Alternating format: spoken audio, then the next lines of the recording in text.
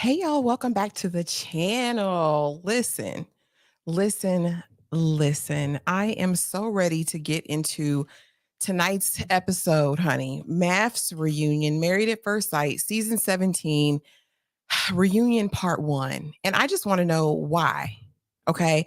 Why split this into two? You have dragged this long enough. Okay. We have been experiencing the foolishness for far too long. Yeah, and we could have done without it. But I will say, if you have not watched the season, I'd recommend just watching the reunion. If you just want a little taste of drama, I say do it. I say do it. And drop it in the comments below if you are a Married at First Sight fan. If you watch season 17, honey, what did you think of it?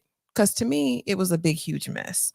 A big, huge mess. But like I said, all the drama came in. So I'm just going to get right into it. Y'all feel free to drop your comments. And we will do it. I do have like a little picture I want to put up though. A little bitty slide to put on the screen, honey. Yeah, because a mess and you can see everyone's faces traumatized. Horrible. But yeah, y'all, let's get right into it. So the reunion starts out, and we have all of the ladies on one side wearing their pink, all of the fellas on the other side. And then we have Chloe wearing her purple or blue dress, whatever it was. Okay. And I'm thinking, why is my good sis not dressed like the other ladies? Well, apparently, because she entered the season late, she didn't have the connection with the other women, really, like that. So she's on an island of her own, not worried about anything, while the other ladies, honey, they are reveling in their femininity. They have on their pink.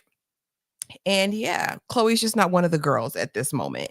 Austin and Michael are besties. Apparently, those are two of the only guys, I guess, that are still having correspondence and hanging out.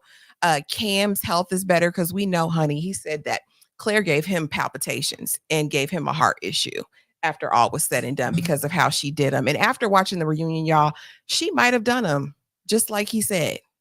Just like he said, hey sis. But yeah, I think so because it was dramatic. So Emily said Cam and Brennan both ran. Okay. They are cowardly lions. They did not stand on business like they needed to. Yeah. And so that was their take on it. And there's tension on the stage because Kevin Frazier is the host. If you know, you know, he's been the host for ages, the last at least 4 or 5 seasons. And so he's up there and he's like, listen, I feel it in the room. The tension is thick and you can feel it. The guys are staring daggers at the women are staring daggers at the men. And honestly, the women really acted out of emotion. And honestly, after the first part of this reunion, I don't know who to believe or who to even be concerned or care about. You hear me? Okay. Brennan said, basically, so here's what we find out. Okay. This is the real tea of the first portion of the reunion. And that is the fact that they all made a pact. All the couples, okay, excluding, I'm sure, Chloe and Michael, Orion and Lauren, because they were done very early. But the rest of them made a pact that since none of them got the matches that they wanted, okay, they were going to fake it until the end so that both parties could end up looking good.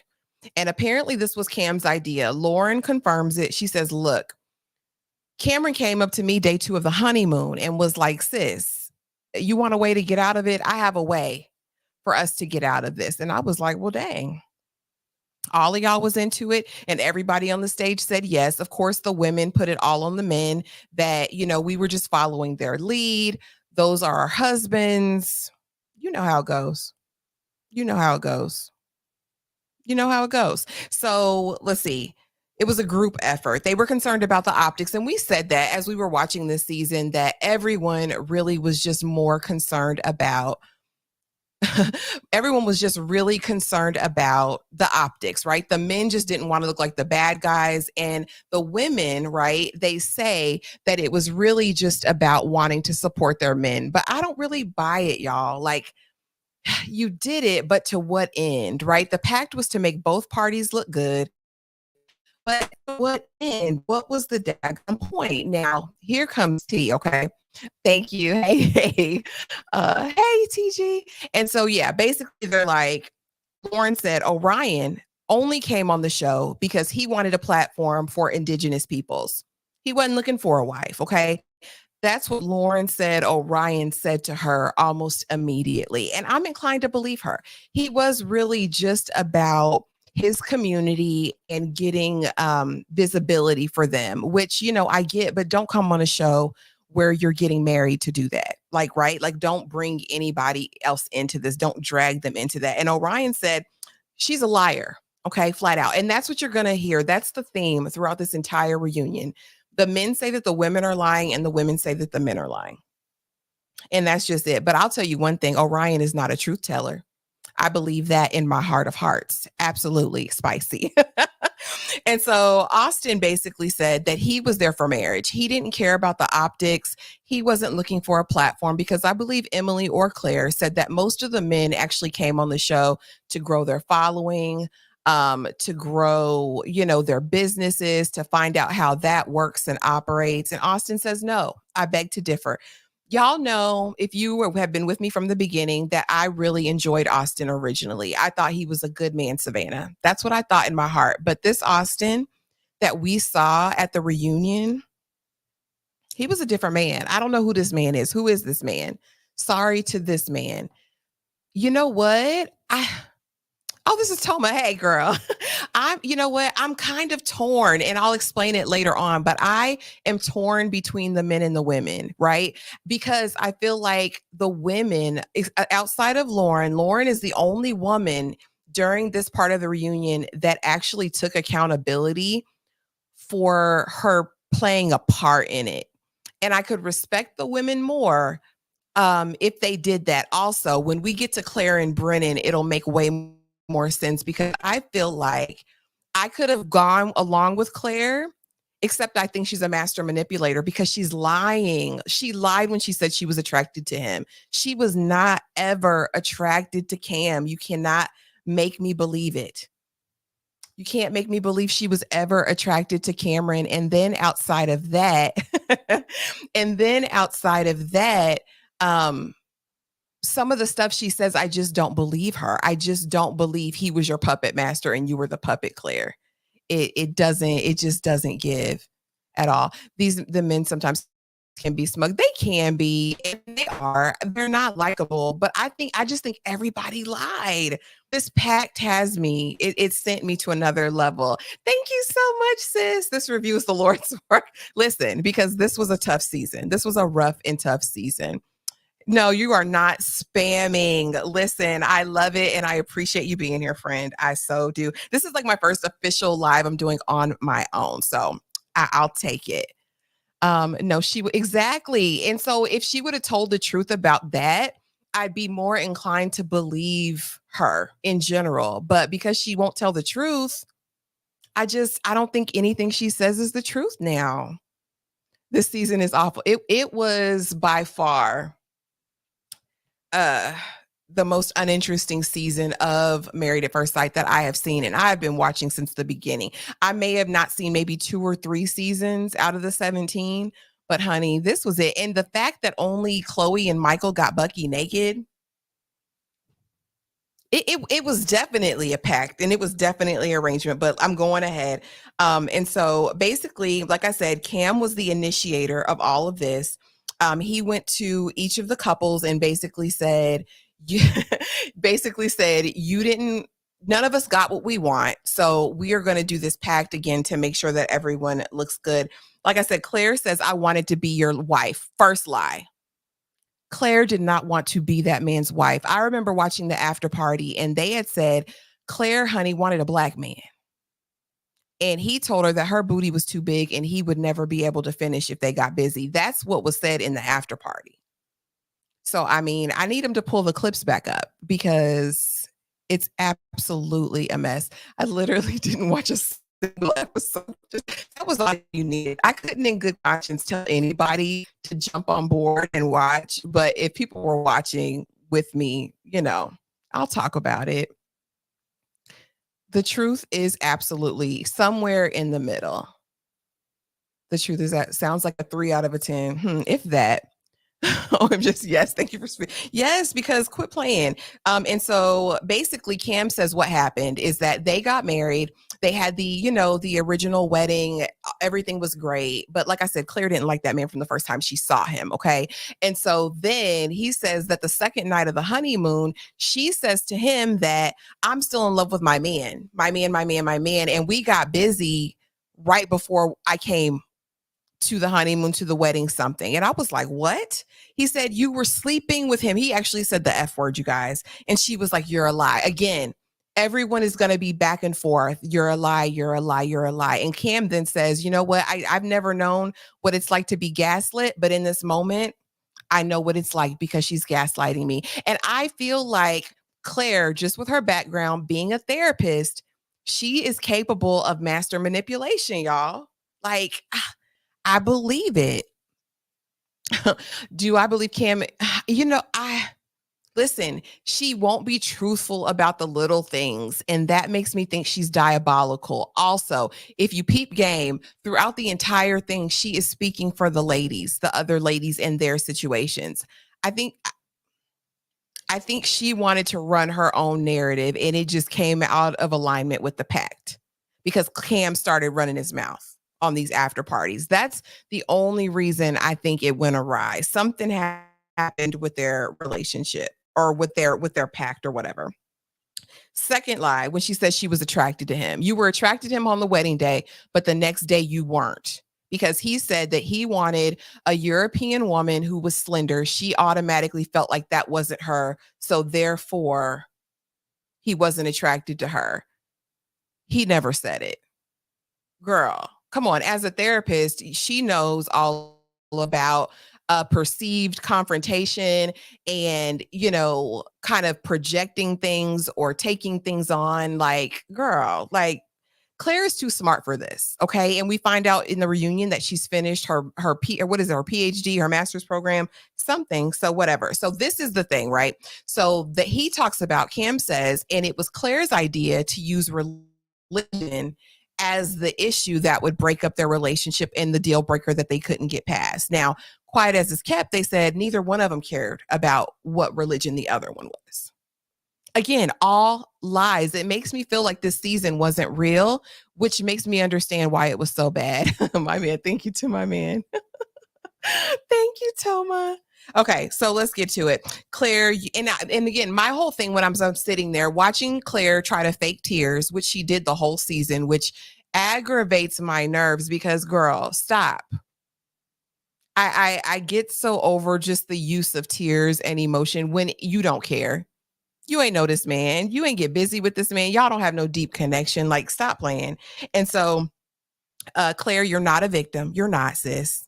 You're not. You're actually stronger than most of the women that were on the show and had more power in this whole dynamic, if you ask me. Again, everyone was in on it, honey. And this was kind of the gasping moment for me in the first part of the reunion. And that is when Kevin Frazier does. He's like, so were you ever attracted to Becca? Because that was the big question, right? Because seemingly he was, enamored of her initially, but he wouldn't give her the dizzle. And she was begging for the dizzle every chance she got, honey. She wanted it. She wanted the D and he refused to give it to her. And we couldn't understand it because, they're married. And he says, I was attracted to her once upon a time, but not now. And it was either Emily or Becca who said, thank you for finally telling the truth. And I mean, tell the truth, Austin. That was my only qualm with him. He led her down a path when he knew he didn't want that lady. You're peeping all the deets. I keep forgetting that she's a therapist based on exactly. She is definitely a therapist and definitely equipped to manipulate. I'm just saying, now don't get me wrong. I don't like Cam either. I don't like Brennan either. They have not won any marks in my book. I just think there's so much more to the story because they fed us what they wanted us to see, which is so inauthentic. And that really grinds my melons because I feel like I've been watching this show for a year, right? I've invested so much time and energy. Yes, fake tears absolutely equal lying. Okay, so now everyone leaves the stage and it's time just for Kevin to talk to Claire and Cam. and it was a mess. And again, he said she's just not telling the truth. Okay. And I'll give it to him on this. If he said he wanted someone European and slender, he thought that she fit the bill because she is European and slender. Correct me if I'm wrong, but she's not chunky. She's not even a little bit thick. She might have a little booty back there, but I didn't see it. So I don't see where she got that that meant that he wasn't attracted to her. Y'all fill me in. Is she not thin? Is she not European? Yeah, I don't get it. So again, caught up in the lies. He said he told her, I guess a couple weeks in, that he was falling for her. And she said to stop saying that. She said, I don't want to hear that. I'm not kissing you. Let's not do anything. So again, two completely different narratives, right? And again, each of them calling each other liars. And Kevin finally said, I'm not going to get to the bottom of this for either one of you guys. So I mean, I don't know what's the point, but this is the one that tweaked my melons, guys. Okay. So during the whole heart debacle, remember she was like, oh, yes, I wanted to see him. He wouldn't let me be there for him. Well, apparently she had set up 4 or 5 different times to go and see him while he was recovering and never showed up. And finally, he was just like, stop coming. And so she never really refuted that point. So I'm inclined to believe that that might have been an act too. You acting like you cared about that man and his little heart surgery.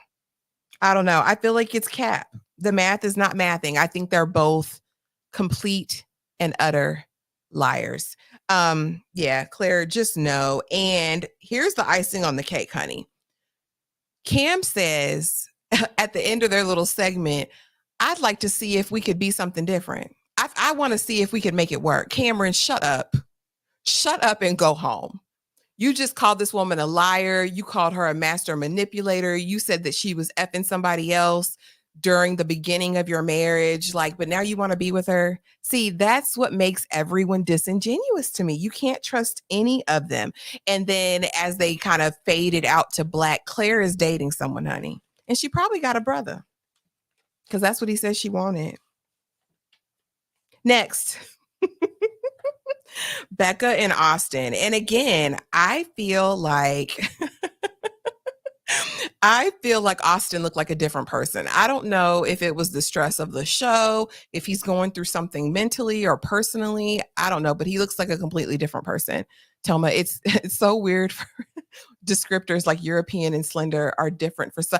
Yeah, I don't get it. I would have, if he would have said like keen features, very fair skin, like a size 0, okay, I can get that. But by that descriptor, to me, she fits it. OMG, when Kim said that, I was shook. Cameron, stop capping. Like, what is wrong with you? You don't like this woman. You don't. If she's done all of the terrible things that you say that she's done,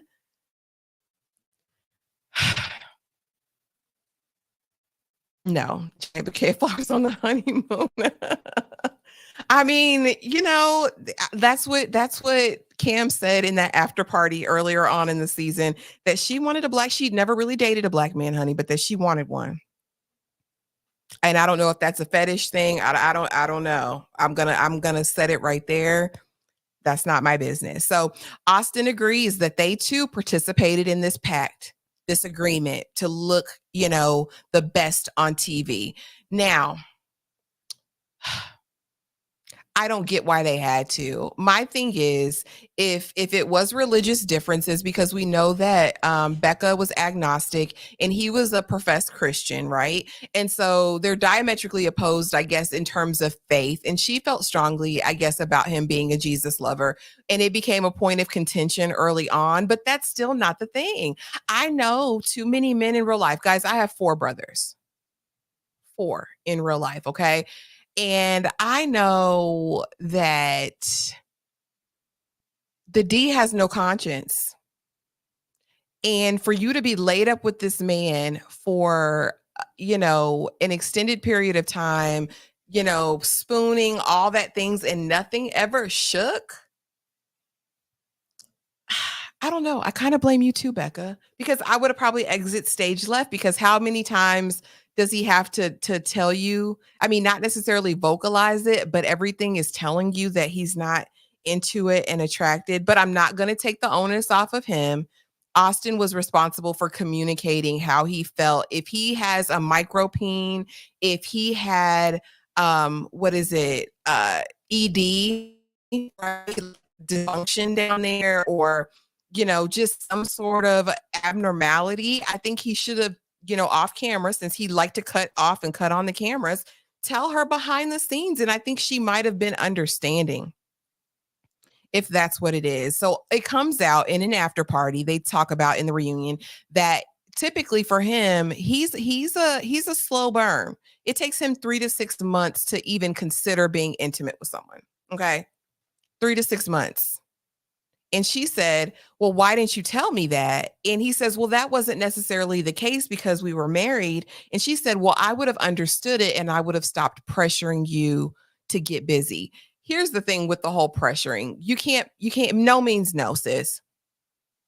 No means no. Just like we would come at a man for pressuring a woman to give up the coot nanny, like, sis, you can't make him give up the dizzle. You can't. No means no. If he's not ready, he's not ready. No, I believe it, but it's all just so it is. She never okay, that's a story. Well, I mean, if she liked him and never dated him, I mean, it's not, obligatory. She didn't have to date a brother. Yep, that's my thing. It sounds like the dumbest pact I've ever heard. Like, seriously, because what did they gain from it? Just looking better, and they didn't even look better? Like, child, what's the oh yes, I might that's what the theory is, that he may have had a micropene and he didn't want to be embarrassed on national television.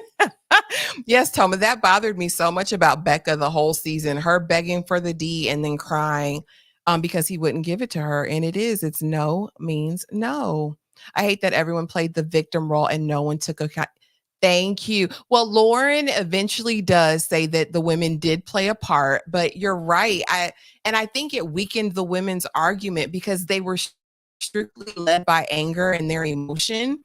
And I think if they would have sat down rationally and calmly without like ad hominem attacks and things like that, their message would have been better received. Because as of right now, I think all of them suck. I think they all were complicit in the whole scam. That's what I'm calling this season. Season 17 was a scam.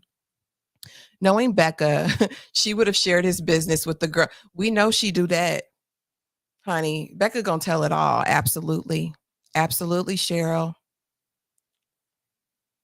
I think it was confusing because of the marriage part. And it was and they get to that later. I might as well talk about it now, honey. So at the end, Becca does make this assertion that she believed that the men came up with a pact that they weren't going to give the dizzle to any of the women. That's something they came up with behind the scenes for whatever reason. And I mean, these got to be some men of willpower, or they really just did not like their wives, because still, I mean, y'all didn't get tipsy one night and something just slipped and fell on something. Like, come on, like, I mean, I do feel bad, but still, there were dirty dogs. The guy acted like they were genuine and pulled the rug. I agree, and two. What do they say? Two wrongs don't make a right. I believe Emily kissed that Australian man, and I believe Brennan was setting up dates. I believe I both can be true. I think they were both wrong. I do think Emily did it after the fact that she felt so rejected, and I do. Brennan isn't a good partner, I think, for anyone right now. I think he needs extensive therapy. I think he has anger management issues. Again, my personal opinion, just watching him and how he interacts, especially with women. Honey, during that last segment, when he says, Kevin, I'm talking directly to you, Kevin, that sent me, because she's a whole grown woman right here. You don't need to, that was weird to me. That was really, really weird. I didn't like it. There's nobody to feel sorry for. I still feel sorry for Lauren to an extent, because I think she got probably the rawest deal out of it. And I feel a little sorry for Chloe after all said and done. And I wasn't a huge Chloe fan. I feel like Lauren was the only one who was real throughout it all. I do too. I feel like she was transparent. I felt like she kind of wore her heart on the sleeve in the beginning. And I felt like she was really vulnerable to the process, just with the wrong person, unfortunately. Kevin Frazier has Keisha on speed dial. I said Emily's gonna be on her Instagram talking about Kevin next, honey, because he checked her worse than Keisha did. It looks like from the previews of next week. Exactly. Brennan is clearly no, he's not. And he kind of freaks me out a little bit because he's kind of got that quiet rage. Like, have you seen those people, men or women, right? They don't react like super loud or vocally, but it's always like under the guise of something else. Like they're so restrained until they explode and it's always done in secret, like where no one else can hear it. I don't like that. That's like the scary. That's scary stuff. I agree. I feel sorry for Lauren and Chloe in certain ways. Absolutely. Emily talking about people on her. Oh my gosh, you guys didn't see it. Oh, and I don't have the clip right now, but yes, honey, she said that I think she said Keisha and her husband gaslit her. They don't support women. Misogyny is real. Like she went off on Keisha Knight-Pulliam, honey. She went off on little Rudy. A mess. Brennan freaked me out on the honey. Exactly. I don't know how to have fun. I was like, bruh, relax. Relax, homie. Oh my God. Yeah. If cameras hadn't have been around, I don't know what he would have done. When she started talking about he would yell at her in secret, he would punish her by leaving or like stonewalling, not talking to her. I was like, yeah, a disaster. Okay, sorry. So back to Becca and Austin. So more comes out, honey. So after, she confronts him about the 3 to 6 months rule as far as for giving up the dizzle. She says that she tried on several occasions, honey, to get with Austin. She tried to rub up on him and do all the things, honey, and he pushed her off of him and said that she was a horny girl. Get away, horny girl. She said she tried to take showers with their bathing suits on. I'm telling you, it's a micro peen. That's the issue. That's the issue. And he knew she was going to talk. He knew she couldn't be trusted with it. He just didn't want her though, but he says he takes a while to warm up. He's a slow burn. And she says that the major wedge, right, in the relationship was the fact that this producer interjected herself in their relationship and that he lied about meeting with her after decision day. I don't buy it. There's more to the story than that. There's more to it than that, because why does the existence of this producer bother you so much, Becca? Why? They got to explain it to me, because I don't understand. I don't understand. Just her mere existence and him communicating with her bothers you? Why?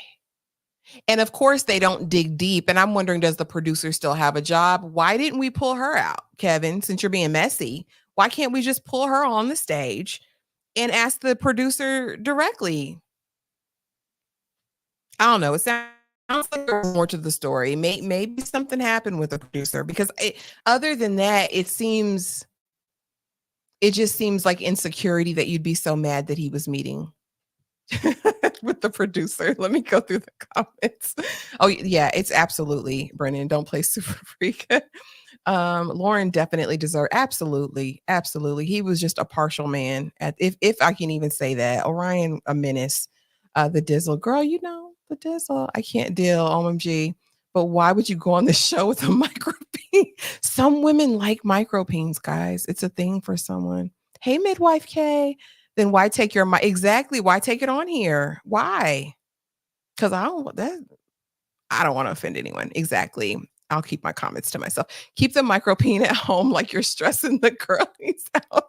Exactly, Austin. And I feel bad for Austin in a way, because the way he cried at the end, I was like, Austin, why are you crying? I mean, there's no crying in baseball. Like, you didn't want this. Anyway, Becca says, again, and we're going to go into victimhood, okay? And we're going to go into, well, she actually didn't cry, I don't think, which I'm proud of her, because we got enough tears from Becca throughout the season. But basically, she says he made her suffer, by depriving her, I guess, of the deed, not putting her first. She felt like she would never be a priority to him. She felt like he might be right for someone, just not for her. Her future spouse needs to be honest with her, desire her and make her a priority. Now, I don't know if 8 weeks, did he have the opportunity to show her all the things?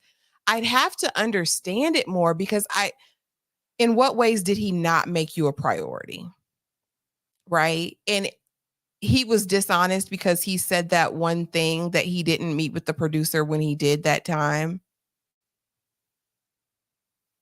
I don't know. And so Kevin finally says, "Well, are you relieved it's over, Austin?" And Austin says, "No, I'm not." Austin really didn't want to be there. He was very uncomfortable. I don't think Austin likes being called to the carpet on things. You know what I'm saying? Um, he didn't do his best job though. So he takes accountability. Honestly, guys, I am wondering if he's battling with something. I don't know. It's just a feeling I got watching him throughout this. He was so like inward and withdrawn, like something else is going on deeper than this. So I'm really curious about that. But basically he asks, is she dating someone? Is Becca dating someone else? And they're like, no, Becca's not dating anyone. Austin is dating others, right? But no one seriously. He says eventually at some point he would like to have a sit down with Becca where they can just kind of work on a friendship, I guess. And she says maybe in 2 or 3 years after you've healed, after I've healed, what I feel like everything is disingenuous. Like I said, I don't think anyone is telling us the full story or the full truth. I think they are still putting on. Becca alludes to a couple situations throughout the season where she covered for him and didn't expose him. It's just like, why would y'all get on this show just to play around and screw with people? I don't understand. Again, Austin's super emotional. He goes to her dressing room, hugs her, and he's boohoo crying. Boohoo crying. You know that movie, TG, A League of Their Own. That's where I got no crying. There's no crying in baseball. Tom Hanks. He gave the producer more attention. Okay. How much attention could he have given I want to know. See, these are the things I want to know. I want to see the producer. I want to know what the producer looks like. And I want to know what kind of time and attention he was giving her. Yeah, I think that's why she was shook. Yeah. No, I think you're right. Seems like he must be battling. Yeah, it's something going on because it's just not normal. Yeah. Okay, let's get into it. Next, we had Chloe and Michael, the couple that really never should have been. Michael should have went home and called it a day when he got jilted at the offer. He needed to take some of Chloe's advice, talking about um, what's meant to be will never pass you by, honey. And when it passed him by the first time, he should have just sat it out. Because I think he played in all of our faces. I think because he got jilted the first time, Michael went through this process just to have the experience of the process. I think she was right. He didn't really want to be a husband or to be married to her. So, first impression, he says that when he saw her walking down the aisle, Chloe was everything he wanted. And I do think there was an initial attraction his way to Chloe. I don't think Chloe had an attraction to Michael initially, but I think when they got busy, that changed because, honey, she was wide open saying yes on decision day after they got busy. Just setting it right there. Um, she was glad. Her first impression was she was glad that she didn't wear pink to the wedding because he was in pink and they just would have been pink together. Now, that was one thing that really got me because she really questioned um his masculinity a lot in the beginning just based on his outfits. It didn't even seem like it was so much any of his characteristics or personality, just his look. I don't know. It was really odd. But again, I don't feel like he was anything she would have ever wanted, right? I see Chloe with just a very straight-laced, conservative, yuppie type of guy. That's just what I see it with. That's just what I see her with. Yeah, so it's the hardest thing that she's ever done, but she wasn't prepared. He says that he was prepared for the process, but not the marriage. Whatever that means, because why are you on the show? Right. At this point, the producer should be on the couch. Thank you, Midwife K. Because listen, we need to know. She's part of the storyline at this point. Yeah. Thank you.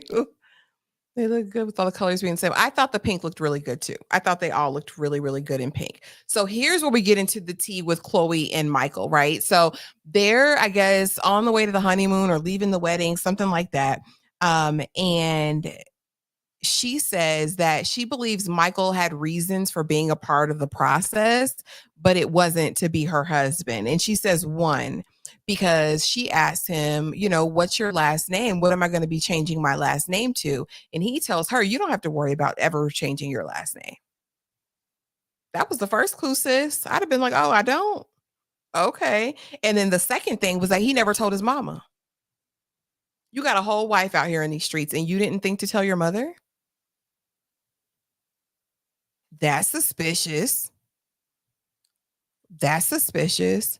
When she said, "I want to buy a zoo," I think it was the hospice zoo, right, for the geriatric and patient, animals, and I think the five troubled foster kids, the older ones. I think that he said, "I could do one." She was like, "No, five."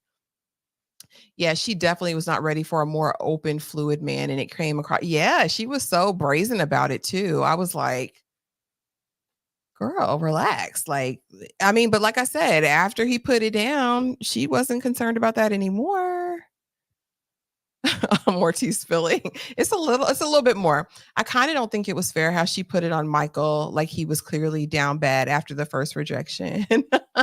Yeah.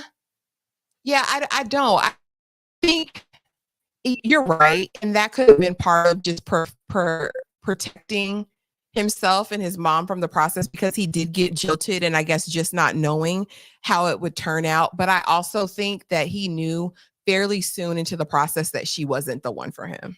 I mean, I knew she wasn't the one for him. I knew he wasn't the one for her either. And so Kevin asked him, when did doubt creep in for you? Okay. And he's basically like, it just wasn't a strong enough connection. It wasn't any specific moment, right? But it was the fact that um they just weren't connected. He was committed to her enough for the process, but not committed enough to her to have a full marriage with her, whatever that meant. And again, that was kind of ambiguous to me because it's like, bruh, you came on the show exactly for that purpose. So and you had double the time to process and really think about if this is something you wanted to do after you got jilted at the altar the first time.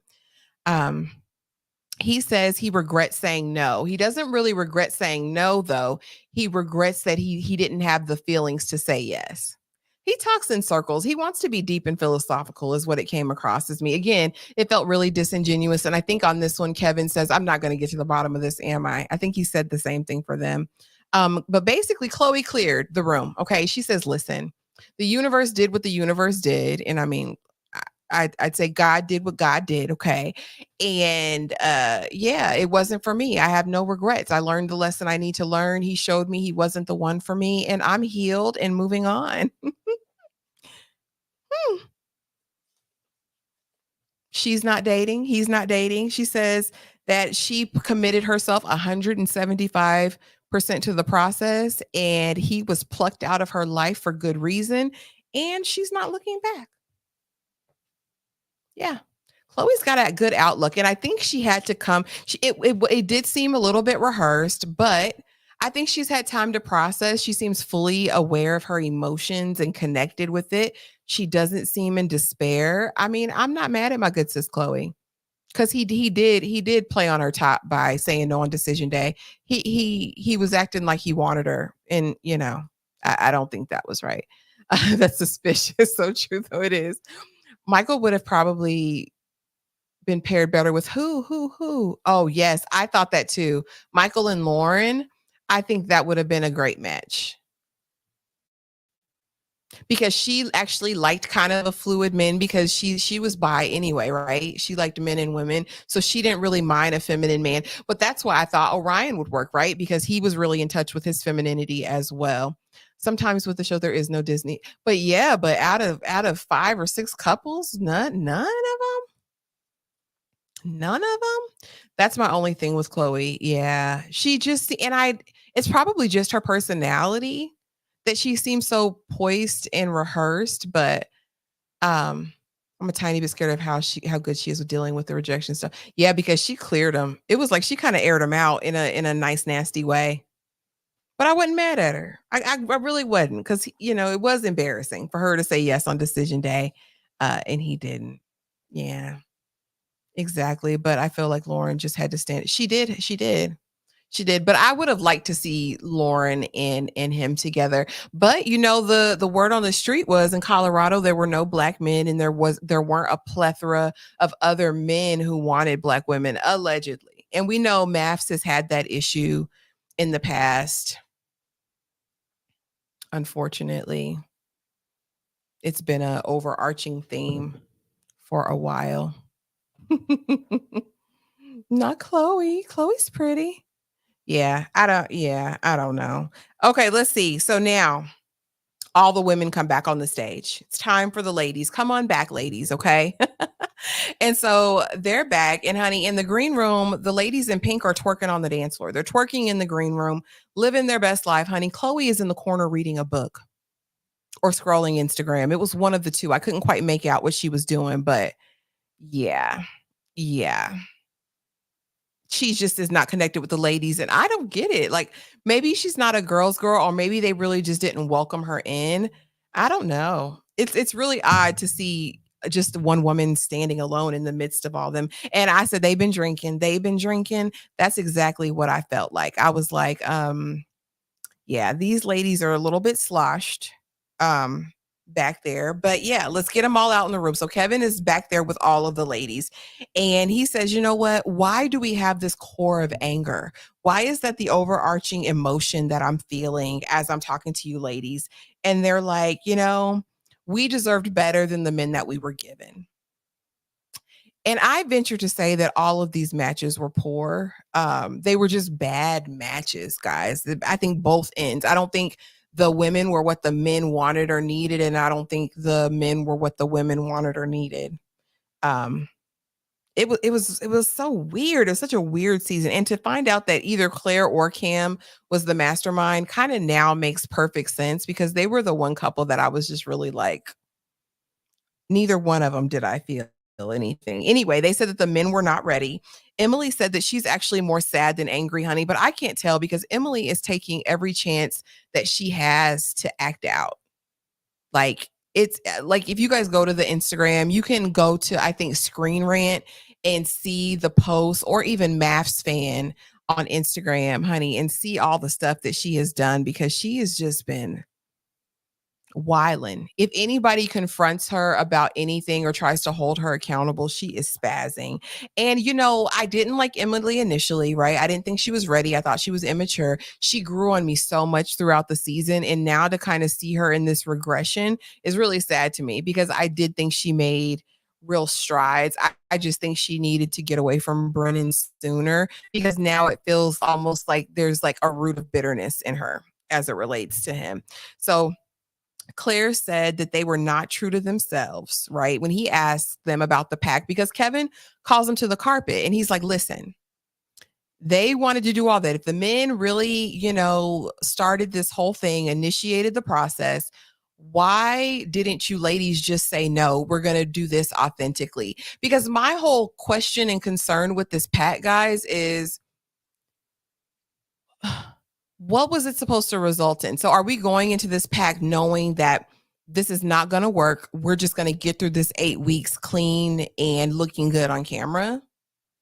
Or was the pact was we're going to make sure the optics look good, but we are still wanting to get to know each other and make this work? I guess I just don't understand the terms and conditions of the pact, and they would need to break, that down for me. Not Chloe. Thank you. Next. My guest Instagram, probably but Chloe might have had a book over there in that corner. I did get a feeling that she's not a girl's girl. Possibly. I think so. Yeah, because it just wasn't clicking. So again, Emily comes out and she says, well, we were being good wives. Okay. We were following our husband's lead, right? We were protecting them, we were covering them, we were doing everything we thought we needed to do as good wives. Okay. Again, not taking any personal responsibility or accountability. And Claire kind of echoes that, right? We wanted to stay true to our marriages. And Claire, again, this disingenuous effort to make us believe you wanted to be a stepford wife is just sis, it's not true. It's just not true. Whatever the pact was, it was stupid as heck because we were all confused. Listen, completely confused. And for what purpose? What was the reason?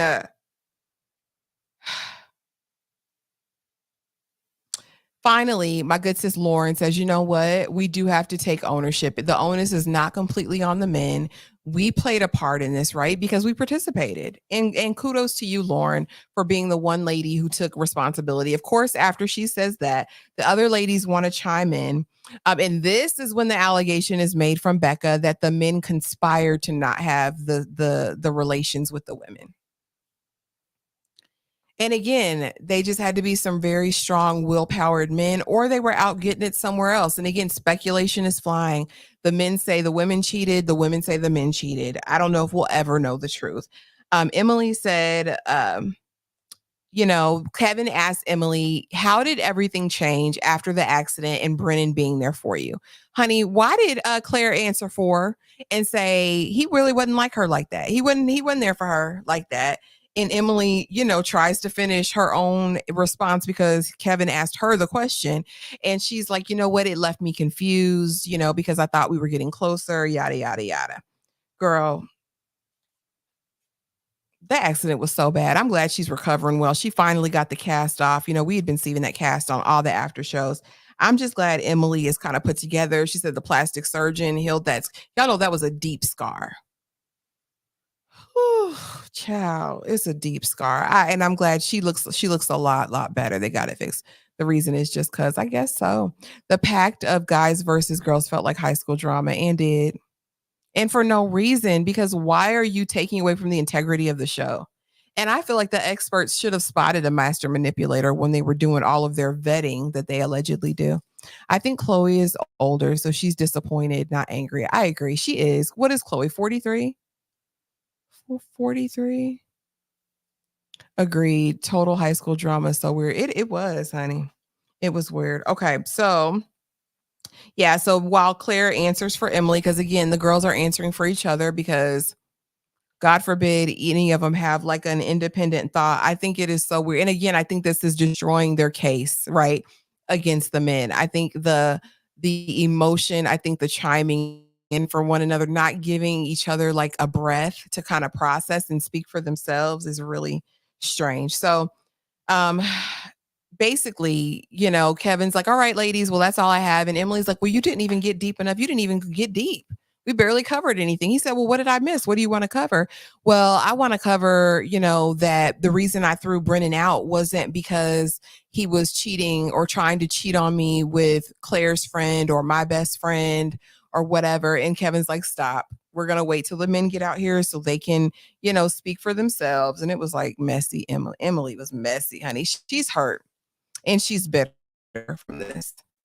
So now, honey, they did this in the last 5 minutes, which was so aggy because why didn't y'all give us an interesting couple while we had these 2 hours? But they could bring out Emily and Brennan, which is one of the couples we want to know, right? Um, and so Brennan basically says the experts did a bad job. They failed him. He felt slighted by the experts when they brought Emily. Their lifestyles nor their wants were in alignment. They did not want the same things in life. Their lifestyles were completely different, honey. Emily was having one night stands and taking shots of Casamigos. And he wanted a Stepford wife like his mom, who was long suffering. He stopped trusting the process. He felt slighted, and that's when he shut down completely. She said he punished her by yelling at her, by leaving, by stonewalling, all the things we talked about early. And then that's the point when he was like, Kevin, don't believe what she's saying. This is what really happened. This is what she thinks yelling is. And I'm like, red flags everywhere. Kevin then questions him on how resistant he was to Dr. Pia and the experts throughout the process. And he says, I'd never been to therapy and I really wanted to protect Emily. And Emily's like, well, don't protect me now. I would have liked you being mean. I would have liked it because then I at least would have known what was going on. But my good sis Emily, again, I say to you for the last time, I'm going to say this to you about this. Brennan showed you who he was on the honeymoon, sis. You didn't have to sit there up under that man being mean to you. I get it. This was like your first relationship.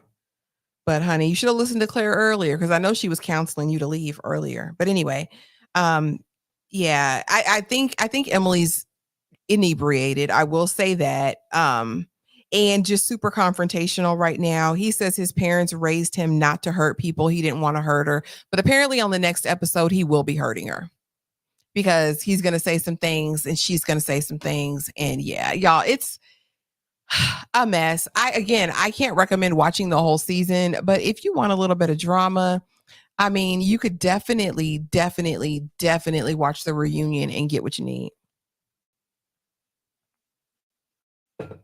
What did y'all think overall? What did you think of the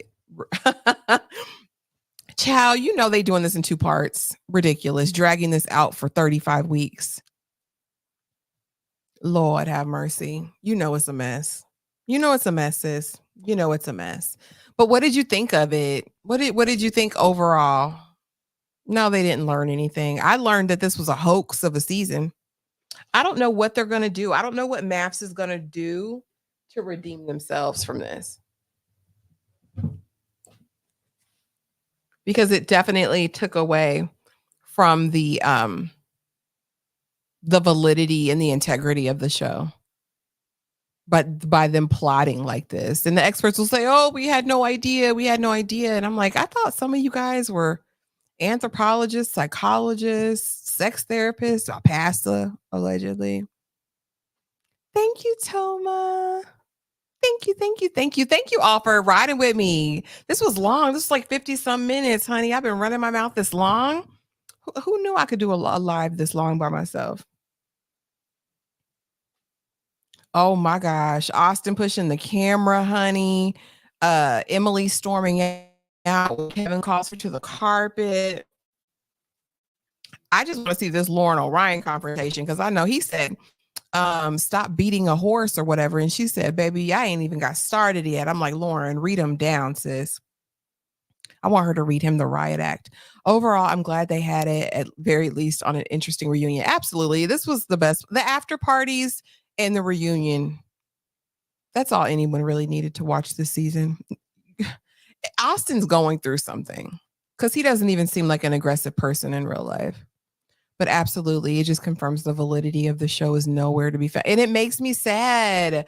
I watched, from the very first season, like I literally remember Jamie and what was my good sister's name? Who was with the guy, with the obnoxious guy? Monet and all them. I remember, and it was such a real situation. And like people really wanted to get married. Both parties were there. Like, I really want this. And I mean, Jamie and what is his name, honey? I don't remember his name. Jamie, Jamie though. And they've been together for 10 years. They were on the show last week. Of course, we could listen. You know what? Toma, I appreciate you. Same, I believed in it. I did too. I loved it. Initially, when it first came out, I was like, I would do Married at First Sight. I'm not impartial to arranged marriages, if I can be honest with you, y'all. They worked for so many previous generations, but I think there's so many things that have to be in alignment for it to work. And both parties really have to be committed to the process. Thank you, TG. Thank you for stopping by and hanging with me this whole time. I appreciate it. This is definitely helping with my watch hours, guys. I am so close to 4,000 watch hours. I'm like 200 away as of like the 6th because YouTube's not updating them. The last update I got was like on the 4th. So it's like 6 days behind. But I appreciate it. It means a lot to me. I've seen all the seasons. I want my money back. You want a refund? I do too. Cause I feel like I invested 58 weeks in this tomfoolery. Thank you. Thank you so much. Yes, honey. Oh yeah, I'll be here with bells on next week for that foolishness. You know, we got to see it through. I quit so many times throughout the season. I was like, I'm done. I'm not reviewing this anymore. And then I'd be like, right back, right back. Something keeps pulling me back, me back. It wasn't 58 weeks, TG. I'm speaking in hyperbole. It's just been forever. Like it's just been literally for, I feel like I've been watching this since October, November. And we're about to be like, Lord, it's mid-May, darn near. Thank you, Toma. Toma, do you have a YouTube channel? Does anyone have a YouTube channel wants a shout out that's on here right now? Because I don't mind. I would like to. Oh, thank you, friend. Thank you. That means so much to me. I'm trying, honey. I be working hard. I'm working hard. What all are you watching, Toma? You're watching Vanderpump Villa, huh?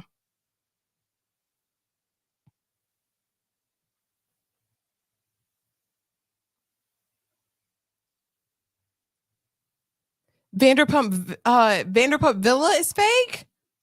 I watched the first 3 episodes and I was so pissed at Marciano and Hannah. Honey, I was so through with them jokers. But I'm definitely not gonna review it. I don't think it's in my wheelhouse. I try to stay away from reviewing any Bravo shows. I appreciate you actually came over to the YouTube though. That was so nice of you to do because honey, TikTok has been playing on my top lately.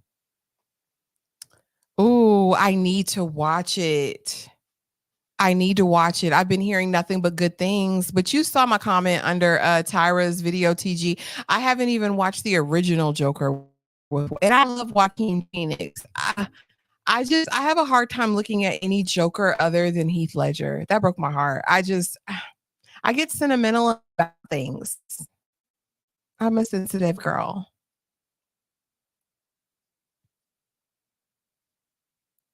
Yeah, it's so crazy. It is, and I honestly don't know what to do. Um, so y'all tell me, everyone who's talking about the Joker, is it a musical? Is this Joker a musical? Child, I need to watch Deadpool. I haven't see, I'm slipping up on some of my superhero and superhero villain movies. I definitely need to check it out. I'm sorry, I'm not a Swiftie. I liked old girl who played her in what was the movie Harley Quinn was in? Really cute. I got you. The experts watch everything, act like they don't know. So exactly, they're doing it for ratings and clout at this point. Oh, and I love a good origin story, honey. I'm still waiting on Storm's origin story from X-Men.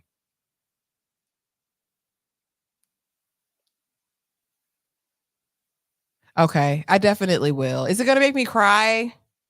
I think it's gonna make me cry.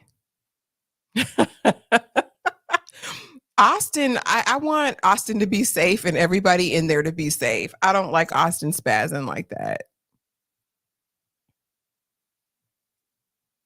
I absolutely will. I do not want Austin to be spazzing like that. I'm like, Austin, where did all this aggression come from? Listen now, and what I'll say is because I am watching X-Men 97 and I've been debating if I want to review it, but y'all, that crowd, I've done a couple anime reviews and those are doing okay. But like, I don't know. I watch a lot of different stuff. And so I'm definitely watching X-Men 97, the release of the animation that they've done on Disney Plus. But and I love the storm on it. Like this is the storm. This is the storm we need, from the complexion to just her power level being displayed fully. Like, here for it. I don't like the direction they've gone because something's happened with her powers and that's irking me. But I am debating reviewing that show. I love it. I love it. It's taking me back to my childhood for real. Okay. Okay, 2 is all. I only need one of y'all to say it. I only needed one of y'all to say it. I'm definitely gonna do it now. And it's 3? Oh, okay, yeah, yeah. I'm gonna review it. I have something for y'all tomorrow. I think a new episode came out today.